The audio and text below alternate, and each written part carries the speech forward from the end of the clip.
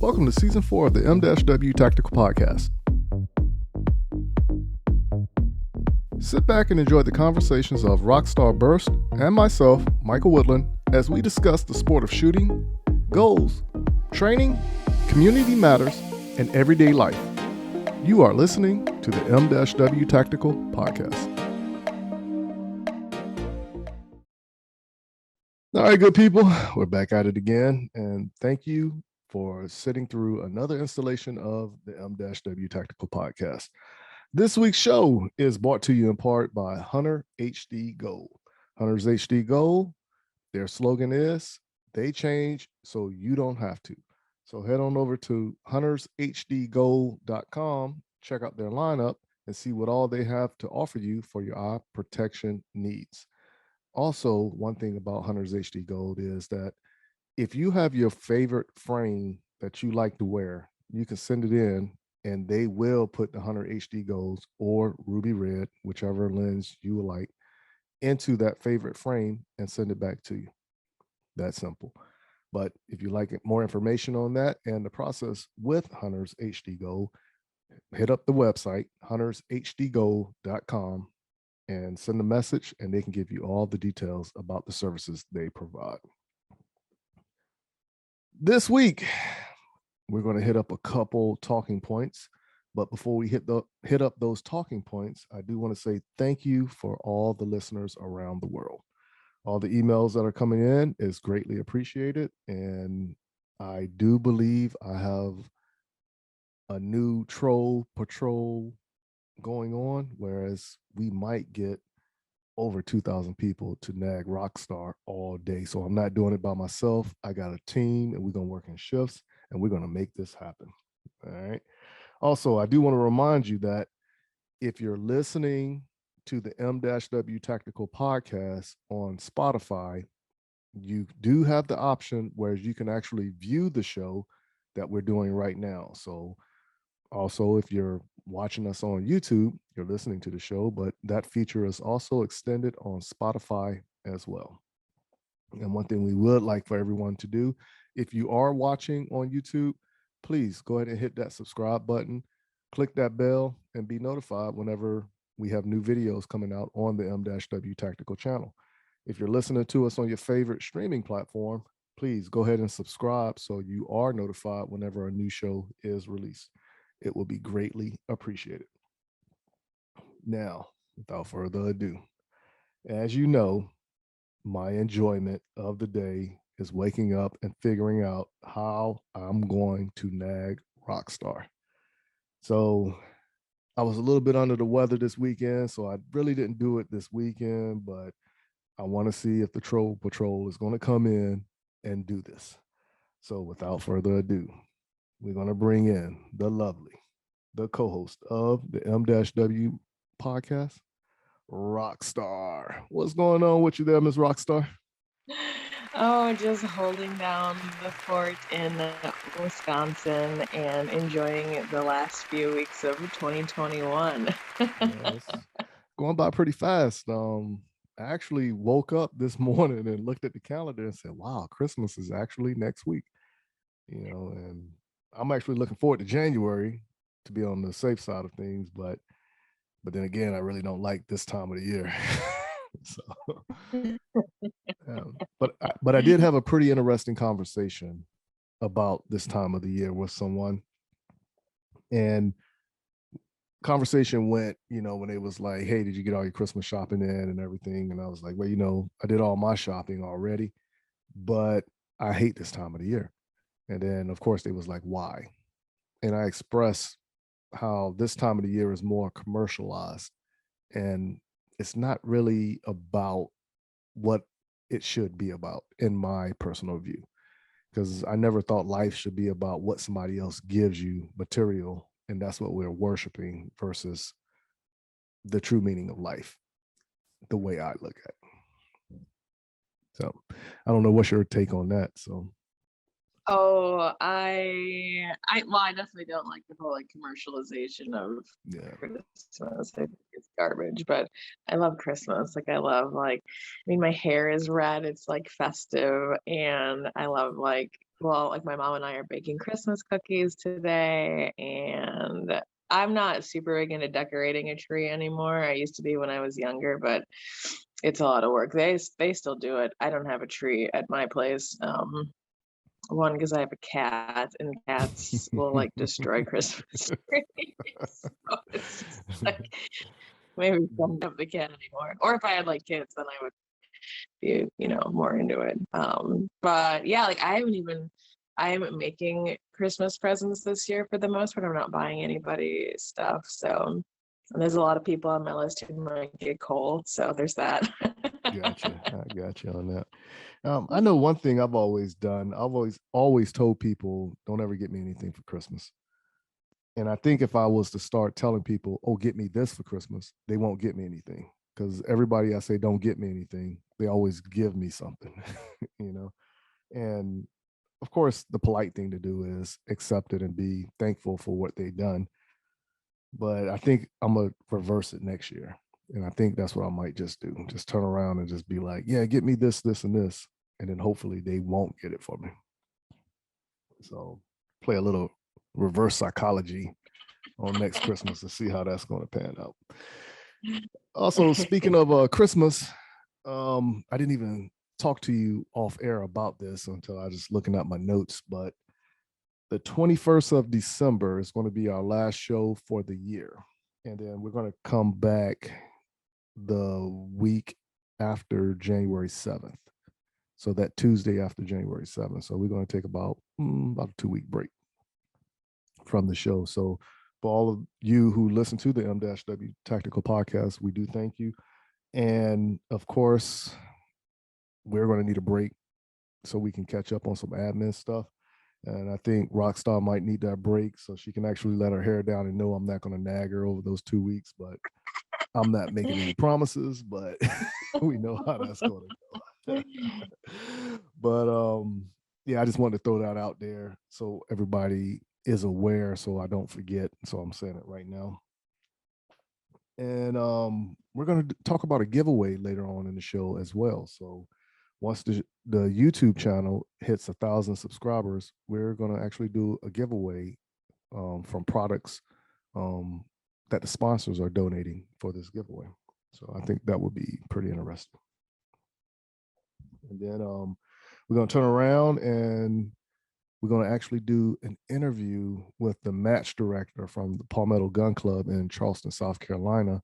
That last Toys for Tots match I done, that I put the video up on YouTube as well. And that was a fun match. So we're going to actually talk to Chad and hear what it took for him to put this match together and other things he has going on within the shooting community as well. So I think it'll be a fun conversation overall. Before we dive into this commercial break, do you have anything special you want to bring up before we, reach into those talking points? Trying to think. Nothing too crazy. I did go to the range this week, so that was fun. Got What? some You went to good the range range? time.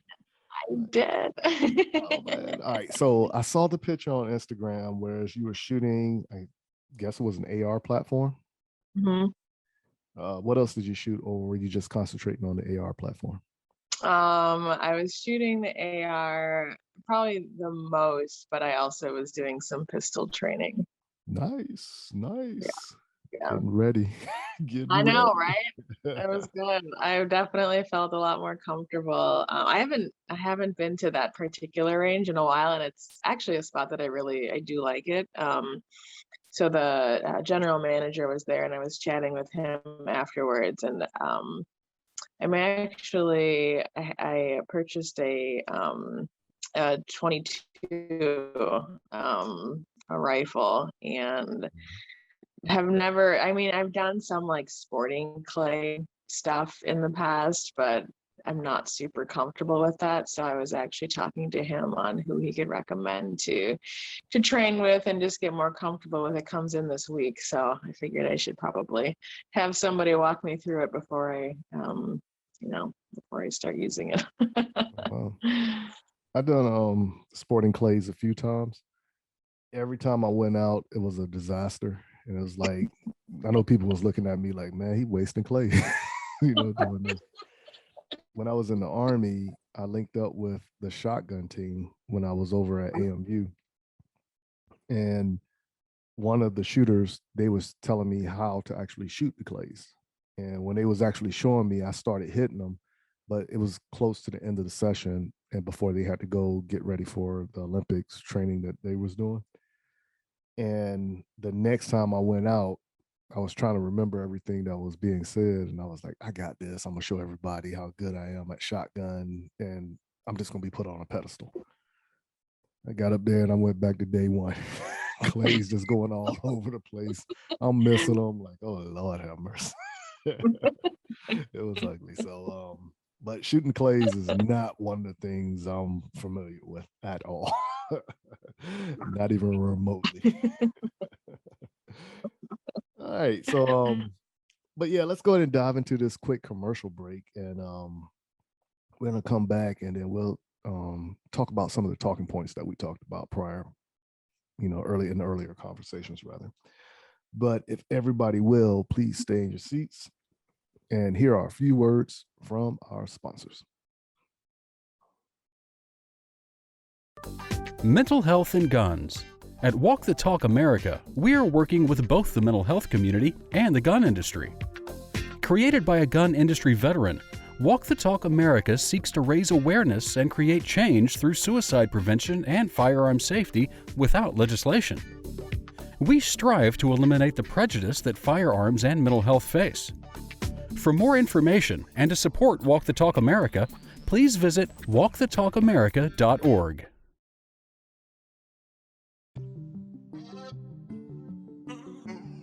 What's up, good people? Thank you for taking the time and listening to the 𝐿-W Tactical podcast. Please go visit the 𝐿-W Tactical store at www.m-wtactical.com/store and help support our efforts by purchasing a shirt or two. If you haven't done so, go follow us on Instagram and Facebook by searching for 𝐿-W Tactical. Are you in the market to purchase your first or next firearm, but find the atmosphere of a gun store intimidating, crowded, or uninviting? There's a way for you to purchase the gun you want while avoiding the crowds, the gruff salesmen, and the marked up prices that come with a brick and mortar gun store. The process is called a transfer, where the purchase is made in an online store and sent to a federally licensed middleman called an FFL, who processes the paperwork and background check for a firearm purchase. CAE Transfers is the FFL with the lowest transfer cost in the Midlands at only $20 or $15 with the presentation of a South Carolina concealed weapons permit and $10 for repeat customers. If you live in Columbia, South Carolina or its surrounding areas, choose CAE Transfers as your FFL during checkout and let me help you complete your online gun purchase. You can find and follow CAE Transfers online at Facebook, Twitter, and Instagram using @CAE Transfers. Thank you for your business, and I look forward to seeing you soon. Hey everyone, John from Outdoor Dynamics here. We're a remanufacturer of ammunition based in Kannapolis, North Carolina. We make everything from 9mm 115 grain to specialized 40 Smith & Wesson. So if you have anything from an open gun to just a standard Glock 19, feel free to reach out to us at outdoordynamics.net, or we're on Instagram and Facebook with outdoor.dynamics. And we're always here for you. Happy to answer any questions you have. Hey, this is Brian. Thank you so much for listening to the 𝐿-W Tactical podcast. Michael has been a great supporter of Hunters HD Gold, and it's my pleasure to be a support for his podcast as well. Make sure you check out the Hunters HD Gold website for prescription orders and also custom orders where you can use your own frame for your Hunters HD Gold lenses. Or if you want to try the new Hunters HD Ruby, we have information there as well, because we always using Trivex lenses as our base material, and all our lenses are photochromic. So so they change so you don't have to. So thank you again for listening to the M-W Tactical Podcast, and we'll see you at the range soon. All right, good people, we're back at it again, and thank you for sitting through that commercial spot. And pay the sponsors a visit and let them know that you heard about them on the M-W Tactical Podcast. Now, before we went on the commercial break, we actually stated that we were going to be doing a giveaway once the YouTube channel, the M-W Tactical YouTube channel, hits 1,000 subscribers. Right now, it's at 669 or 670, one of the two. So once it hits 1,000 subscribers, there's 330 opportunities for someone to win some of the prizes that will be given away. Now, the rules for this are very simple. Once again, once we hit 1,000 subscribers, that's when the giveaway is going to start. And we're going to do the giveaway either on the M-W Tactical Podcast, or we might just turn around and do it live on YouTube. So the only thing you got to do is go to the M-W Tactical YouTube channel, look at the number of subscribers. So right now, if it's at 669, if right now you hit the subscribe button, now your number will be 670. Remember 670, whatever number it is when you hit subscribe. Email info@m-wtactical.com. Put in the message block, I am number, whatever it was when you hit the subscribe button, the next number that you don't see, and put your name.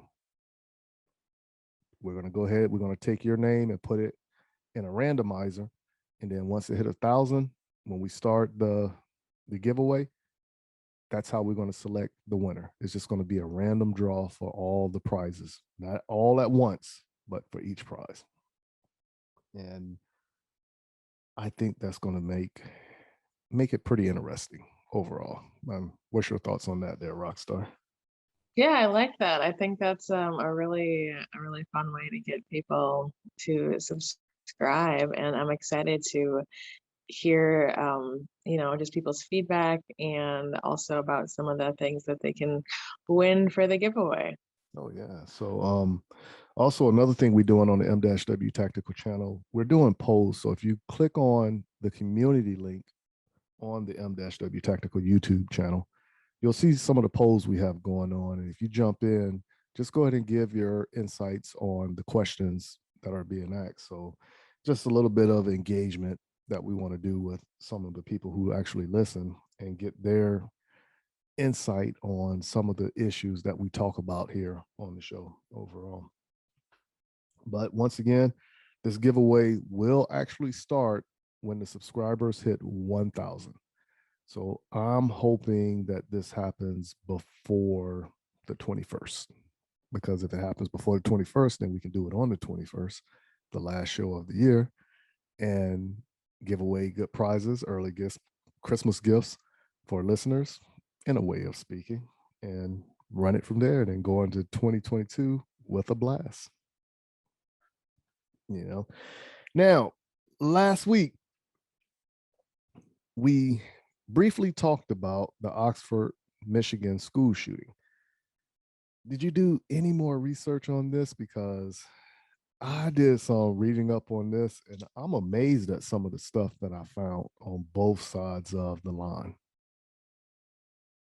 Yeah, I think the two things that really stood out to me were, one, the school and how they already kind of had, they kind of knew that this was a kid who needed help. And the other thing that really stood out to me was the parents and how they seemed very nonchalant about purchasing a firearm for their son. And from what it sounds like, they kind of told him just to hide the fact that his parents bought it for him, which I think is also problematic. So there was just a lot of people doing a lot of things that they shouldn't have. And this was kind of the worst possible outcome of other people's negligence and mistakes.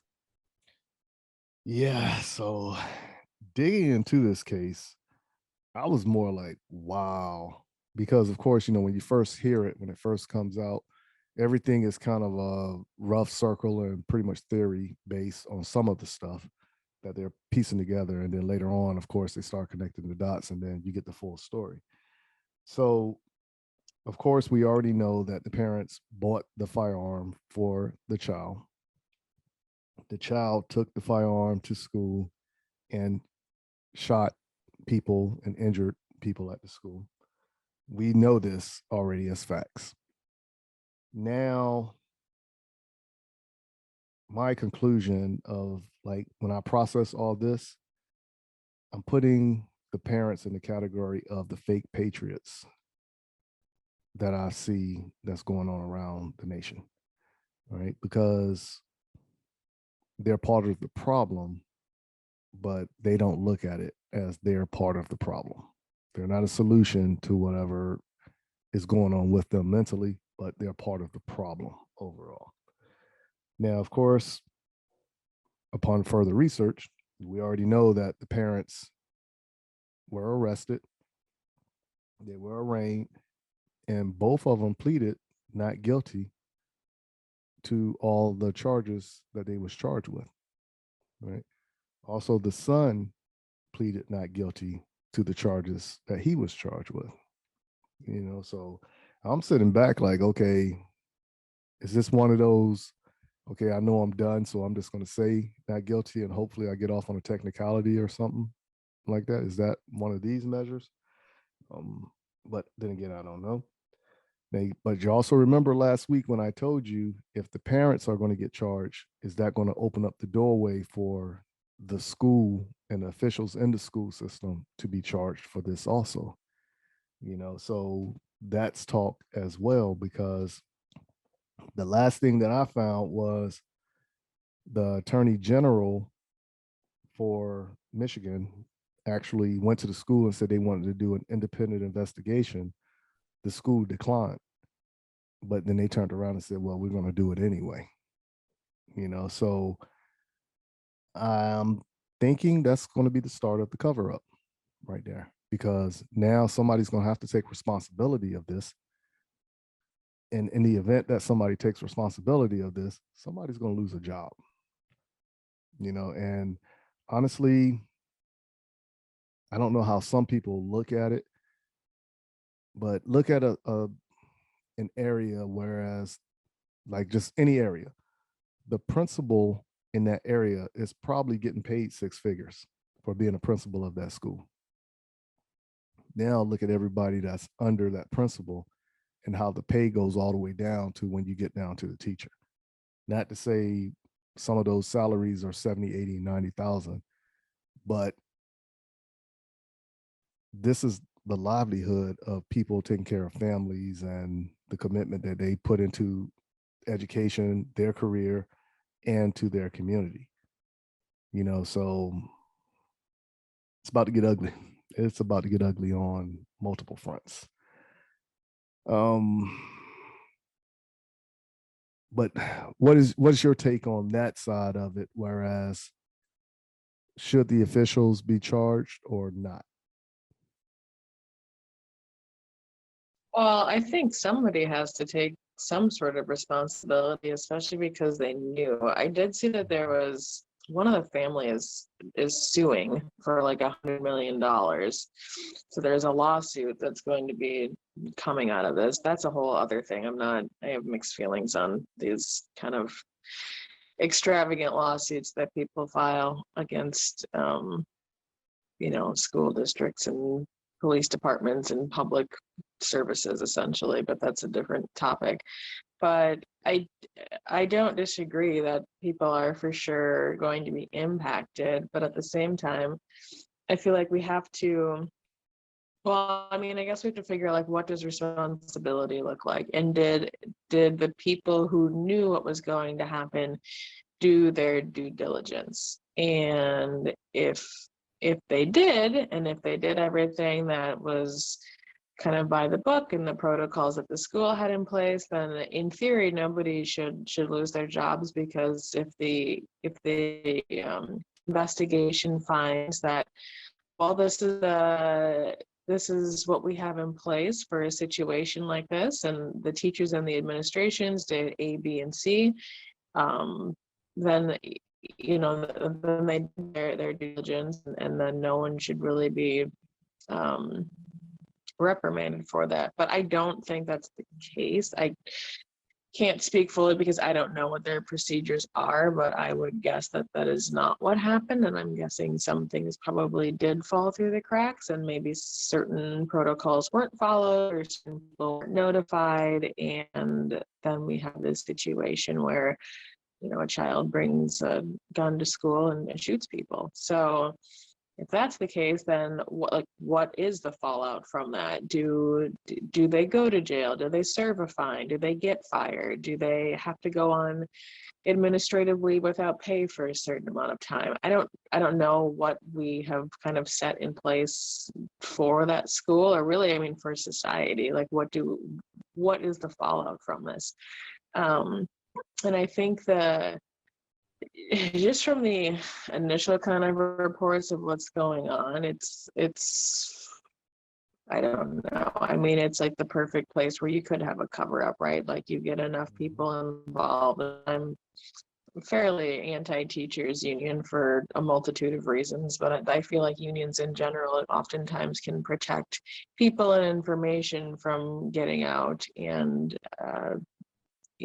prevent people from getting to the bottom of a certain situation. So I would hope that this is a situation where we could get truth, and the family can get closure, and the school district can be, hopefully this never happens again, but at least the proper measures and procedures can be put into place so that we make sure something like this doesn't happen again.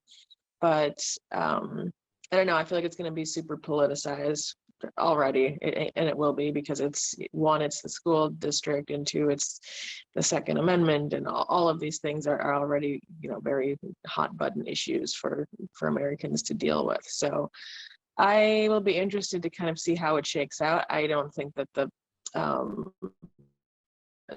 child really has a leg to stand on. You can't be shooting up a school and not face any consequences. It will be interesting how the parents' case kind of checks out, just based on laws that are already on the books, and how do you charge people with that, and how do you hold people accountable if there's not already a current law in place. So that's kind of where my head is at. That'll be the most interesting part to me. So charge, do the things that they're being charged with line up with current legislation? So. Well, I mean, I'm looking at it from the standpoint of, okay, we already know what took place on the shooter side: family involvement, parents' mindset, the child's mindset. A teacher brought it forth, to the school officials. Now, starting with that teacher, when she brought it forward, whoever she took it to, then they called the parents in. Who did the parents talk to when they came up there? And when the officials in the school, who made the determination, like, okay, you need to take the child with you when you leave, then they was like, no, we're not going to do that. Like, how did that conversation go? Yeah. Because I remember I was in a fight in high school, and of course, when you get in a fight in North Carolina at this time, this is before, well, we had the police officers in the school, but the police officers couldn't arrest you yet for fighting. That came later. But what they did was they contacted your parents. So my dad came up there to the school, but he told the principal right then, he was like, I'm taking him home. He's not going to sit in school for the rest of the day. He's going home with me. Right. And then, of course, that was a different scenario when we got home, because it was like another life lesson from my dad. Now, how did these parents actually word that, whereas they just, no, he's not coming home, ain't nothing wrong with him, this or another. Like, okay, if these people are saying that there's an issue with your child, right, is this going back to the parent complex of, oh, my child is a butterfly, my child is so sweet, my child would never do anything like this? Is that the fake persona that all people thinking their kids are innocent? And you got to remember, when you was a kid, what were you doing behind your parents' back? So like I said, obviously the parents are not mentally stable, for whatever reason. But where in that line did the breakdown happen? How much influence did these parents have on the community for them to come forth and say, no, this is what you're going to do? Or were they even reciting a certain law that they knew was a loophole or whatever the reason to say, no, you're going to keep my child in school? So I'm not really familiar with the chain of custody in school, because of course I haven't been in school for how many years now. And then when you turn around, my daughter, what I'm saying, she's younger, so yes, I talk to the teachers, but I don't talk to the principal, I don't talk to the counselors and all that. So it's a new process for me that I'm still trying to grasp. But I'm just trying to put myself in that situation as, okay, how is this the breakdown in that school system? Are they understaffed, under budget? All this stuff is going to play, because of course, if you're understaffed and under budget, what corners are you cutting to just meet the end state? Right. But I can honestly say, I think somebody's going to go down for this. And I think it's going to be somebody in the school, and then it's going to be, well, somebody else is going to get reprimanded outside of the school who's over the school also, because it's a chain of succession, so that it just isn't going to be one person. I think it's going to be multiple people who's going to take a hit on this one if they do pursue that. Okay, let's do this. But now, how much influence do certain people have in that area as far as elected officials to say if this is going to push forward, or it's going to be a smack on the wrist, or is it just going to disappear? Yeah. But I know. I would like to see something happen, but like you said, I don't know the area well enough to know what's, you know what I mean? Who's connected to who, or what they all stand to lose. Right. Now, I did see that they said that the school was going to reopen, and this is a pretty big high school.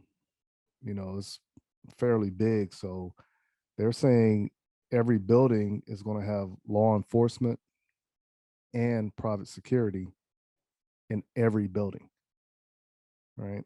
They're also going to have trained trauma specialists that come in.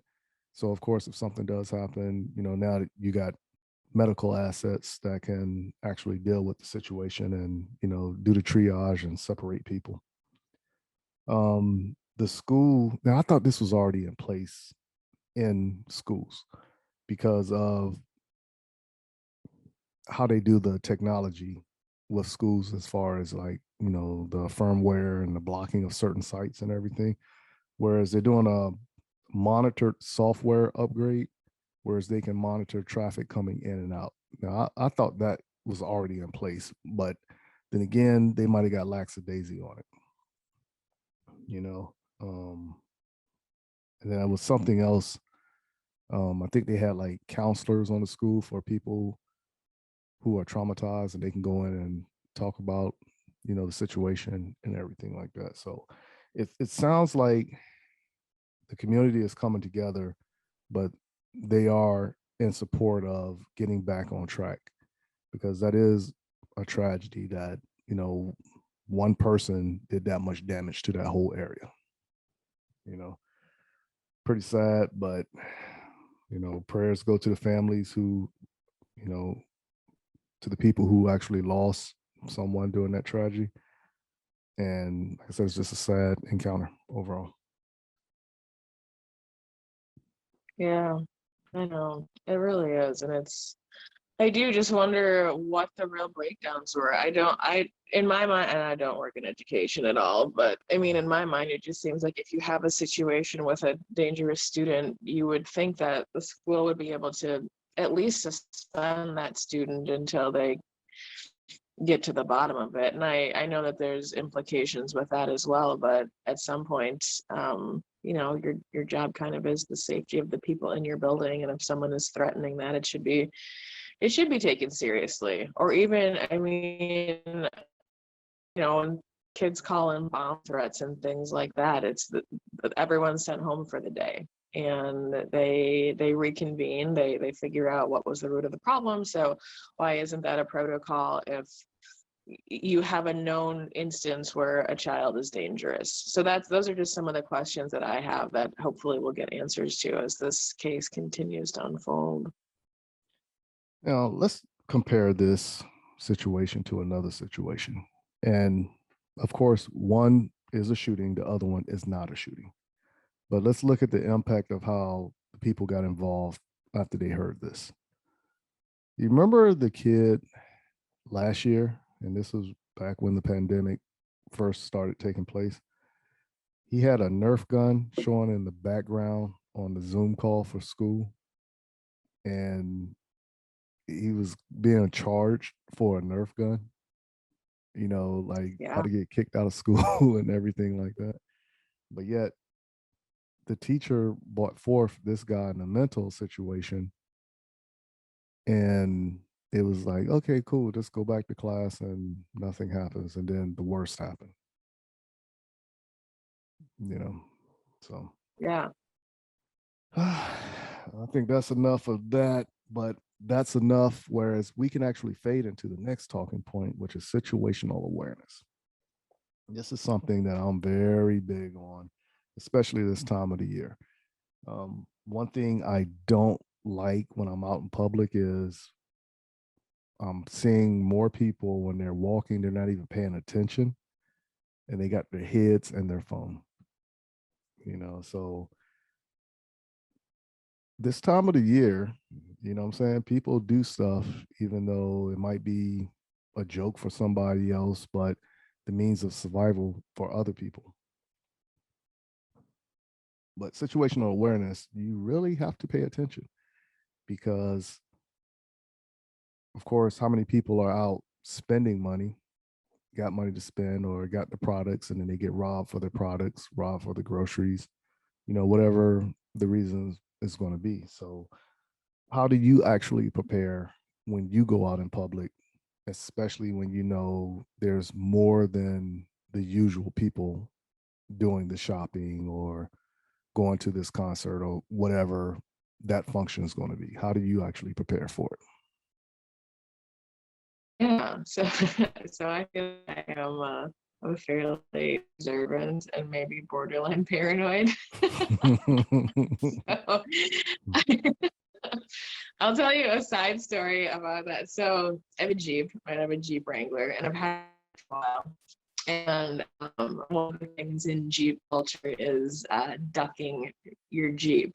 So there's this, basically it's just people, those little rubber duckies you would like put in the bathtub. People will order their own or make like custom ones or whatever. They'll put them on your Jeep. So when you get back to your car, it'll be like on your windshield or like, stuck in between your door handle or, just somewhere visible. So when you get back to your car, like, oh, like someone's ducked your Jeep. But I didn't know that. Like when I first got into the Jeep world, I was like, what is this thing? So I was at Kohl's. I was like, it's like a clothes store. I was at Kohl's, and I don't even know what I was buying. I was just like shopping, and I got back out to my car, and I saw this little duck that was wedged in between my door handle, and I like freaked out.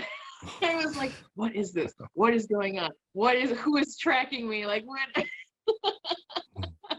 I was so freaked out for even the whole drive home. This is, I don't even think I had, well, I probably did have my smartphone, but it was one of the original iterations of a smartphone. So I wasn't on Google, looking up what the answer was.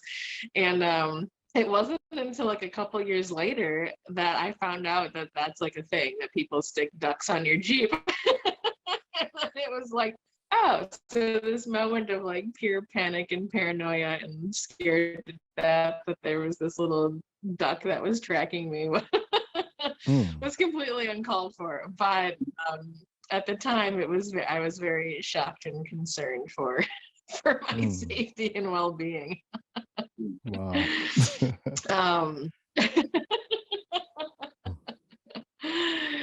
Yeah, you learn, you live and you learn. Yeah, you do. You do. I know there was a point I was going around and I was trying to prove something to a friend of mine. So I went out and I recorded people doing certain things, like walking into an establishment and then at the gas station, and just people just walking in general. Like one of the malls here in Columbia, South Carolina is an outdoor mall. And of course, you just see people walking. So went out with my video camera and I just pointed out certain things.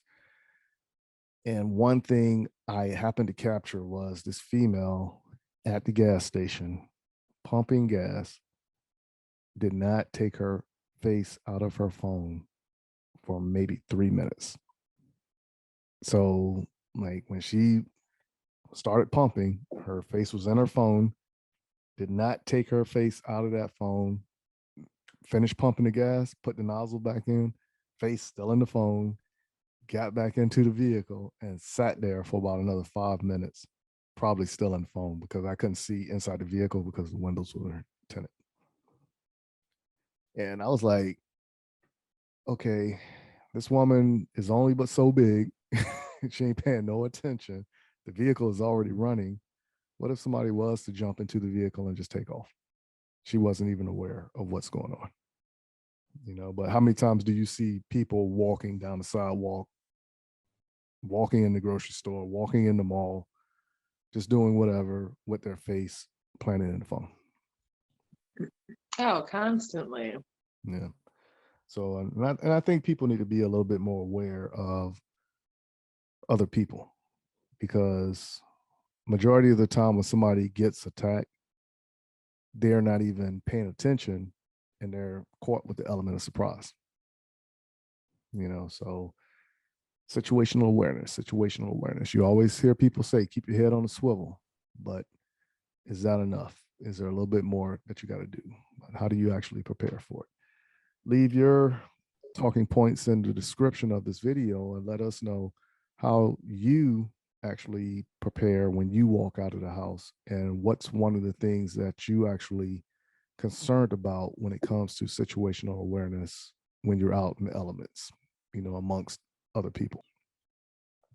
So pretty rough.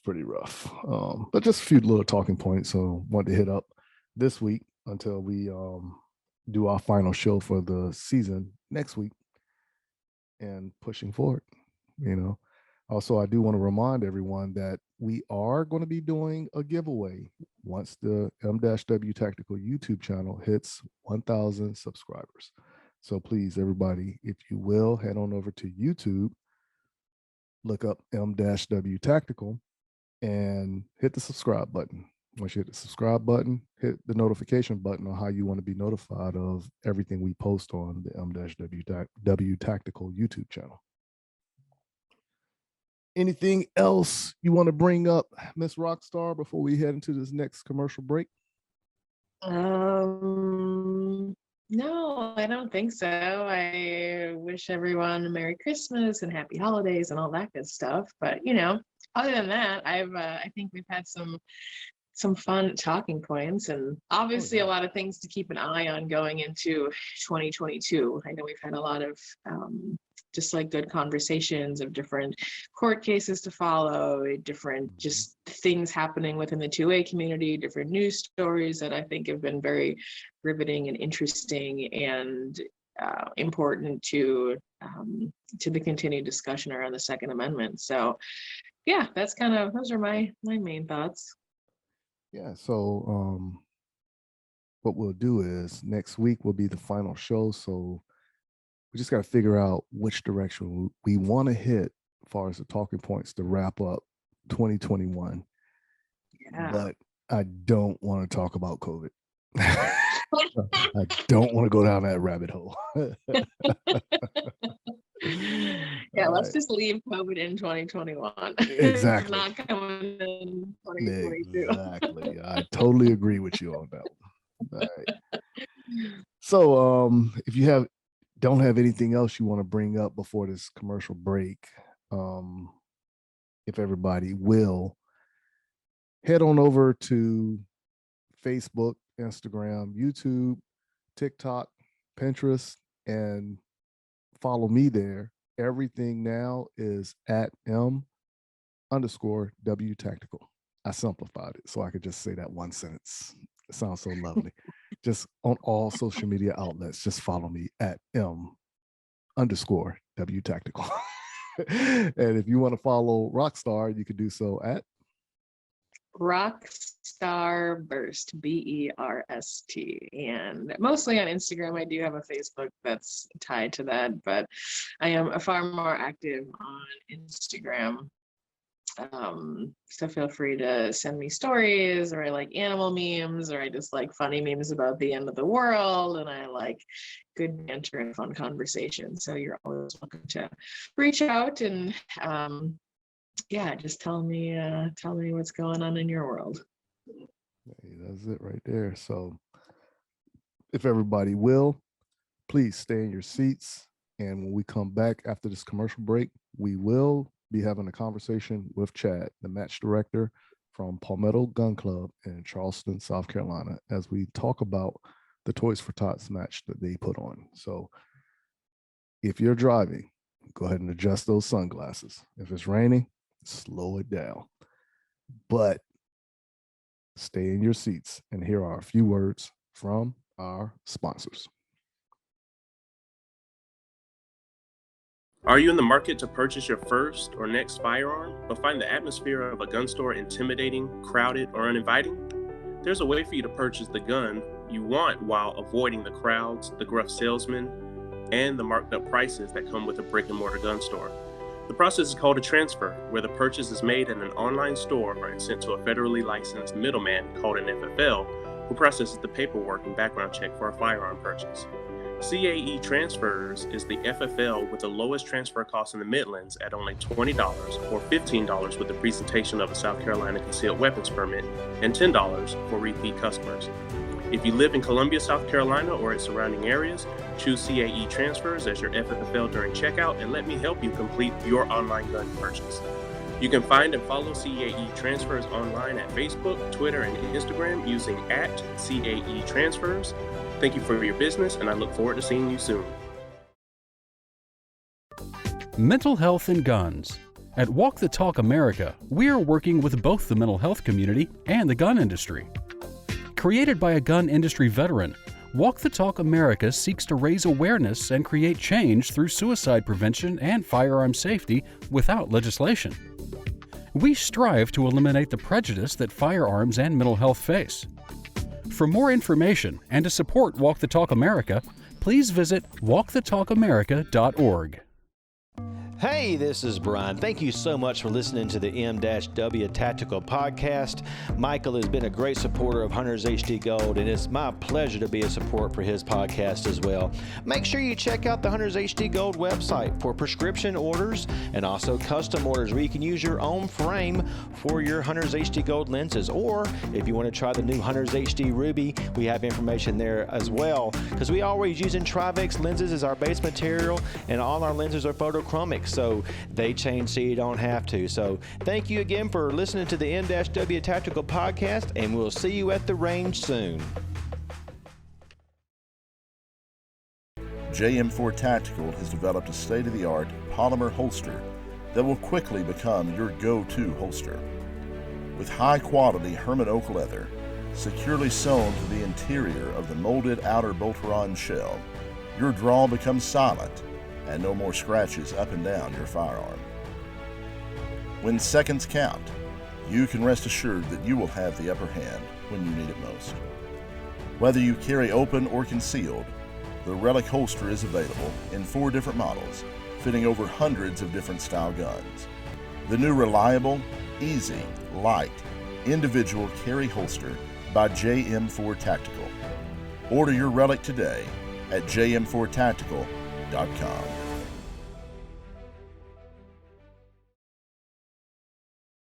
Hey everyone, John from Outdoor Dynamics here. We're a remanufacturer of ammunition based in Kannapolis, North Carolina.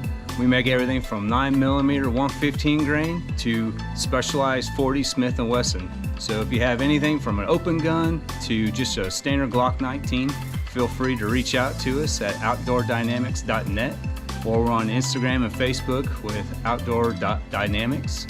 And we're always here for you, happy to answer any questions you have.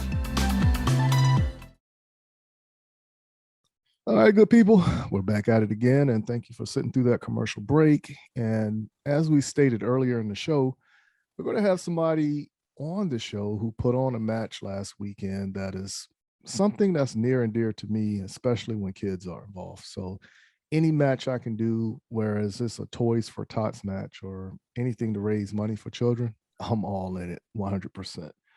So what we decided to do was get with the match director from PGC, which is Palmetto Gun Club out of Charleston, South Carolina, bring him on and talk to him in regards to what it took to put together the match, what's going on with Palmetto Gun Club, and other factors he has going on within the shooting community. So without further ado, I want to introduce everyone to the match director of PGC, Palmetto Gun Club out of Charleston, South Carolina, Chad Bennett. What's going on with you there, Chad? Oh, not too much. Just hanging out, enjoying some mulled wine on a Sunday evening. Hey, that's it right there. So everybody deserves that little bit of relaxation going into the new year, right? Yep. That's it right there. So first of all, going into the interview, I do want to say thank you for hosting the Toys for Tots match. And I can say that was a very fun match. It ran smooth. I think it was only one stage that had a hiccup because it had 2 activators, and however it was a backlog. We kept catching up to the other squad, but I don't know if our squad had more people or less people, or if it was in the range, but that was the only thing that I seen that was in the range. But when we caught up with the other squad, it wasn't like we was waiting all day. It was maybe 1 shooter, 2 shooters, maybe. That was good. Yeah, so yeah, that was a little bit of a mix of this. The squad numbers weren't quite even, but it was the numbers were just enough. Where it was like it would have been more of a pain to readjust. So we tried doing the spacing, but yeah, what it is. And that double swinger, that was more of a bear than we thought. It was fun, but man, that was a whole different thing. Yeah, I think when our squad was going through it, we had a nice little system, and nobody talked about it. It just kind of fell into place. So I know, like, when I was doing RO duties, I was majority of the time resetting the swinger portion, whereas somebody else was already back then already re-engaging the stomp pad. Yeah. So we had it going smooth though, but like I said, it was fun overall. So now going into the Toys for Tots match for Charleston, how did y'all come up with the theme and the stages and everything, the admin portion of it? So originally the idea was we were trying to keep it as kind of Christmassy themed as possible. And I originally had the intention of actually building more props and actually have it to where it was really more Christmas directed. Like originally we were going to try to actually make a sleigh. So you're sitting in a sleigh, not in a golf cart. Right. But greatest intentions, just the backlog between Thanksgiving and everything, ran out of time and funds, so I couldn't do exactly what I wanted. But we were mainly just trying to keep it really like Christmas themed. So having more of a fun kind of match, we're just going out there doing different things, try pulling out all the props that we never used, which is why we had that foot stomper and the double activator to try to just pull in as much as different activators and props as we could that we don't normally see, to just have a fun host fest for a good cause. Because my wife's actually the Marine. I'm the Air Force, so she gets to wear the pants. Right. She's also taller than me, so that helps. But so I've always enjoyed that foundation too, but it's also just because with her being in the Marines well, it's a little closer to us as well. Right. But we love giving back. So I always love doing these matches whenever we can. Hey, that's it right there. So like I said, it was fun stages. I could have swore going into it, somebody said it was going to be like 10 stages, but I was like, I don't think it's going to be that many because you know how long that's going to take to set up. Yeah, it'll be run. Yeah. So I was like, I wouldn't mind shooting it, but I'm not looking forward that day because I was only prepared for 6, maybe 7. So I didn't know what to expect. Enough for 10. That's a lot of props. Yeah, exactly. Yeah, exactly. So, but yeah, I do want to commend you and your staff for actually putting that match together. Like I said, it was very much fun after the match. The taco squad, which was that day, it was only me and John. We sat back and we was talking about it, and we talked about the match for maybe about 45 minutes, just going back and forth of like the different breakdowns we normally run through after a match and how it could have got better, what made it worse, you know, stuff like that. But it was 45 minutes of positivity with this match. So it was very, very fun. Very fun. That's awesome. I'm glad to hear that. Oh yeah, yeah. So let's talk a little bit more about Chad and what you do within the shooting community. All right. So you actually are the match director for PGC, and you do something else within Florida for the shooting community as well. So both me and my wife are military. We were stationed in Florida, if anyone's familiar with the Eglin Air Force Base. She was there as an instructor, and I was there just as an EOD tech. And there was lots of really good ranges in that area. There's 2 huge range complexes that host a lot of matches. So that's what got us in the shooting community there, which I was basically shooting 3 to 4 matches a month between pistol and multi-gun 2 and 3 gun matches because they were just so prevalent. So I started there, and that's why I got in my club back there, where I started helping them setting up the USPSA matches. And we started setting up a match for the EOD Warrior Foundation, which is a foundation that helps for wounded EOD technician, family members of KIA EOD technicians across all 4 branches, because we all do the same job, we go to the same school.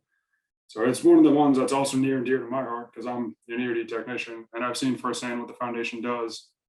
And they do some amazing things between retreats for families to just kind of help getting the closeness together for guys that have had those demons.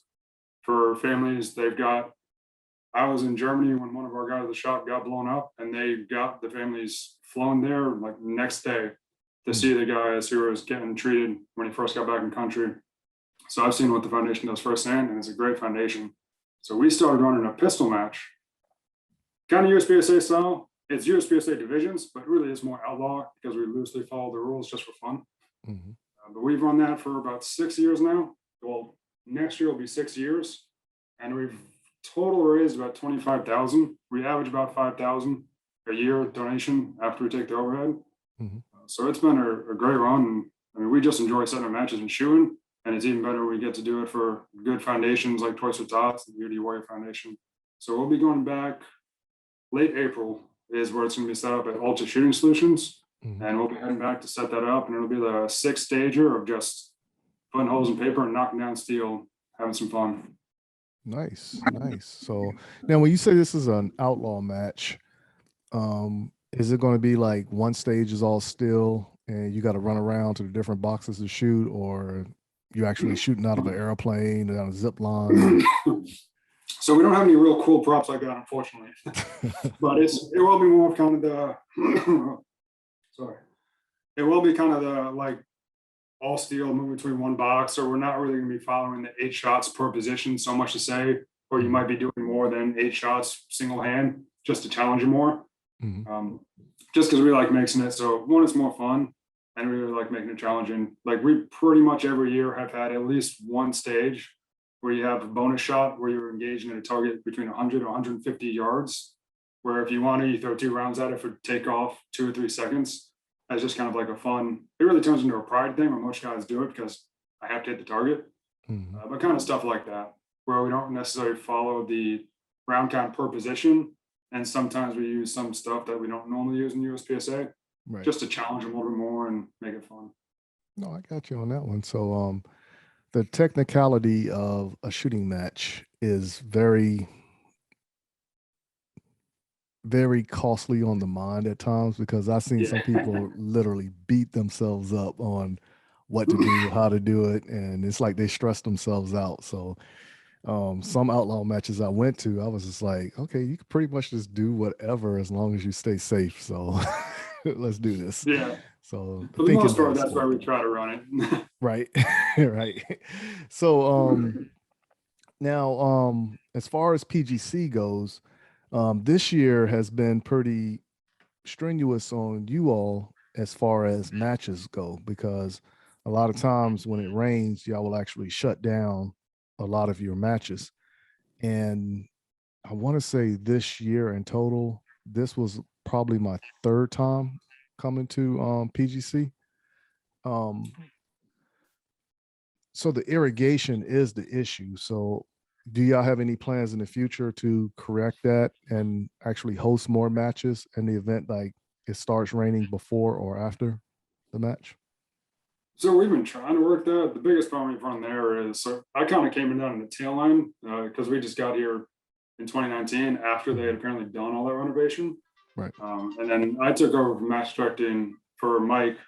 Actually, towards the top last year was my first match. So this is actually my year anniversary. So I kind of came after it was already said and done. And from everything I've gathered and talking to everyone, the biggest thing I've heard is they've dumped so much money into making it pretty grass that they don't want to fix it. Right. So there's like myself and a couple of other guys like Wally Burridge, Bruce Belvin, Chance Warner, and Rob Teague too. They're pretty much like, they're my rock. They're always there helping me set up. They're basically the guys that run it also. Right. And we all talking that we try to do this petition or something, or we gotta see if we can get the match directors to put something up. The biggest problem that we seem to keep happening is the club goes off of basically voting to try to fix issues. Right. And they're having an issue getting quorums at the meetings to actually vote on anything. Right. So they haven't been able to vote on anything. One seems to be a big issue. And then the second one is they've dumped so much money into it, they really don't want to do anything but make it work. Right. So it's kind of fighting both those uphill battles of, I don't know if they're honestly recognizing the issue, or they're just so much that we've already dumped so much, I can't go back. So we're trying to figure the way around that right now. Because we're talking about, I would love to bring a section to USPSA or to PGC. But my biggest thing is, one is the irrigation and with the bays. I'm worried about that being an issue, and just getting the good crew to start it. But that's kind of my big concern right now is, like I said, we've had to cancel. There's been at least 3 to 4 matches that have been because of rain. Right. Because there's a couple we tried pushing, but it got so wet and slick that it was just, a couple got real close to that line of unsafe where it was like, I just didn't feel comfortable pushing it again. Yeah, sure. I don't blame you on that one. Safety is the most important aspect, especially when you're running around with a firearm. Yeah. Yeah. So now some of the changes y'all made from when I first seen the range structure to after the renovation, you got one bay that is massively big, but then you got the little bays that were still fair sizes. How did y'all make the determination of which bay you was going to use for the Toys for Tots competition? So for that, the biggest thing we try to do is I normally try to keep it fair for the members to where, because the first 3 bays has all the reactive steel, the plate racks and the dual entry and everything. And then the rest is kind of bare. So we normally try to keep those first 3 open for members that come on the weekends, just so they don't lose their fun shooting days. Right. So I know it's not always fun to have a membership and then there's always matches, so you can't use anything. So we try to keep those first 3 open so that they can utilize the fun targets. I mean, everyone likes shooting trees and plate racks. And then we try to do 50-50 within the 50-yard bay. Just again, so members that come in can use it, because they generally like people getting a 0 and then that one first. So we don't always want to tie it up so people can't use it. Right. This time we really wanted to have a bigger stage, have more movement, because unfortunately those smaller ones don't have as much width. So it kind of can keyhole you. So we kind of split it between every other. We'll use the 50 just to make it fair on the members. Got you. I got you on that. Now, at the match, you had stated that by the end of the match, you was going to let everybody know how much money was raised and how much toys was raised, because the Marines were actually there. Actually, I think it was 3 guys in uniforms, in Marine uniforms, that was there. Yeah, there was yep, there was 3, and then I think it was the one that were civilians. I think it was a retired Marine or just one that works in the company. But yeah, yeah. So we. Oops, sorry. Go ahead. No, I was just going to ask, how much was raised and how many toys, if y'all had a count of the toys that were donated? So when all said and done, we had about 720, between 720, 725 dollars donated, and then around 35 toys, if I remember correctly. Right. So not too bad for a little bit. No, that wasn't too bad. I think the turnout from last year, it looked about the same to me. I don't know if it was more or less from last year, but if I remember correctly, it seemed about the same. We were somewhere in the mid 40s, and that's about where we were at this time. I think we were 42 shooters, if I remember correctly, this time. So within 1 or 2 shooters, yeah, about the same. Okay. So I would say next year, we're gonna have to push that up to at least $1,000 and at least 50 toys. So we got to do some stuff and get the good people to help out for that great cause for the kids, you know. Well, hoping next year too, that we can try to make it a little bit bigger of an event also. Because that one's kind of me. I kind of shortchanged it this year as far as what I wanted to turn it into, just because with the holidays, and I started working on the Florida match. And then a lot of things I wanted to do kind of came in my mind late. So it was just short notice. Yeah, but next year, I want to try to pull some other companies into it and do some, maybe do 5 stages and then a competition stage and have some prizes or some raffles. So I'm going to try to hit up some companies from their donations to try to have some extra things on the side and maybe help bring some more money in too. Nice. Yeah. So we'll see. Hopefully next year we'll make it a little bit bigger event. Hey, that's it right there. So like I said, as soon as you start planning it, you dream it, you can achieve it. So like I said, either way you look at it, if it's Toys for Tots, I will be there for that match. That's too easy. Yeah. So what's next for Palmetto Gun Club and Chad as a match director? Really, it's just try to keep people coming back, some good matches, try to make the matches still being fun yet challenging and not just boring. I'm lucky with, like the crew I mentioned, with Chance, Bruce, and Wally, and Rob. They help me all the time where, we come up with stage designs like, this sounds really cool. And you put it on the ground, you're like, well, this is really lame.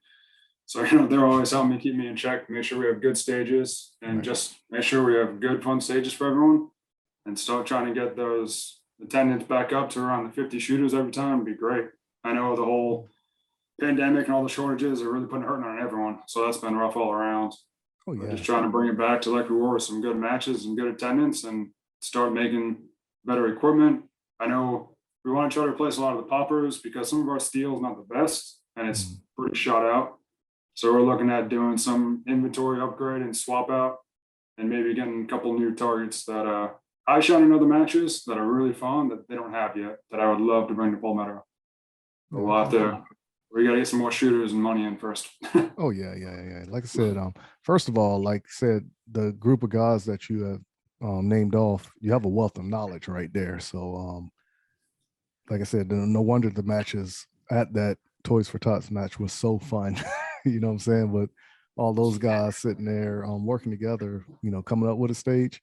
So I'm pretty sure 1 or 2 of them probably tried to take it up to like a level 3 match, something that you have to pull it back a little bit. Yeah, but you got a wealth of knowledge of those guys right there helping you out right there. So like I said, overall, I was never disappointed every time I went up there to PGC. So I would say keep up the good work. And next year, I believe the turnout will be greater. That's awesome. Looking forward to it. Oh, yeah, man. So you have anything else you want to blast out to the good people as far as how people can contact you if they want to network with you and donate for future events and all that good stuff? Yeah, so if anyone ever needs to get a hold of me, whether it be for Palmetto Gun Club USPSA or if you want to help out for Toys Tots or anything like that, My contact's on the Palmetto Gun Club website as far as the directors, but my email is super easy. It's just my name, Chad Bennett, 1986 at yahoo.com. You can hit me up there anytime. That's probably the best. Well, my cell phone number is 860-694-8296. And that's always on me too. So feel free, if anyone has any questions, hit me up and I'll help them out. And I just look forward to seeing more people come out, and I'm glad people are enjoying it. And I hope that we're doing it right and setting up good matches for them. End of the day, that's what's about, going out, having fun, good people, the best type of people around, and putting some holes in paper and knocking down some steel. Hey, that's it right there. Like I said, you just said a mouthful of fun right there. Yeah. Get everybody going, coming out there to PGC and shoot up some stuff. Yeah, so I do want to thank you for coming on to the 𝐿 Tactical podcast. And we're going to bring you back on later so we can actually talk a little bit more in depth about the other charity match you got going on as it gets closer to that date of the match starting.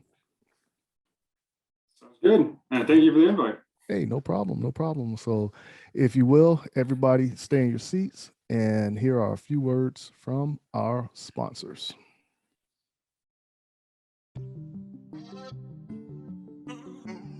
What's up, good people?